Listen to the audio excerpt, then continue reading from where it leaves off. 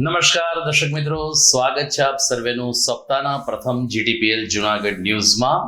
આ સપ્તાહમાં ફાગણ માસ પૂર્ણ થશે અને ચૈત્રી નવરાત્રી સાથે ધાર્મિક ચૈત્રી મહિનાનો પ્રારંભ થશે। આવા વિશિષ્ટ દિવસોના સમન્વય વચ્ચે જોઈએ આજના મુખ્ય સમાચાર। અંબાજી મંદિરના વિવાદમાં વહીવટી તંત્ર દ્વારા તપાસનો ધમધમાટ તેજ। રવિવારે પ્રાંત અધિકારીએ પૂજારી સહિત અન્ય સસ્પેન્ડેડ સેવકોને બોલાવીને નિવેદન લીધા, તો મંદિર ખાતે પણ કર્યું સ્થળ નિરીક્ષણ। જવાહર રોડ ઉપર કામગીરીને કારણે ઉડતી ધૂળ અને અન્ય સમસ્યાથી લોકો બન્યા ત્રસ્ત। સ્વામી મંદિરનું કામ ચાલે છે ત્યારે જ રોડની આ કામગીરીથી લોકોની મુશ્કેલીમાં થયો વધારો। યુથ કોંગ્રેસે કર્યા દેખાવો।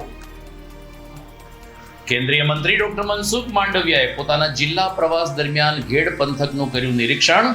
સરકારની કામગીરી જોયા બાદ મંત્રીશ્રીએ કહ્યું કે આગામી ચોમાસે પાણી નહીં ભરાય।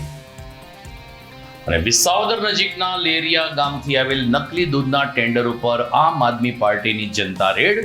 ભેળસેળિયા લોકો સામે સરકાર આંખ આડા કાન કરતી હોવાના આક્ષેપ વચ્ચે આપ નેતાએ કર્યા તીખા પ્રહારો। આ તમામ સમાચાર આપણે વિગતવાર જોઈએ તે પહેલા લઈએ એક બ્રેક।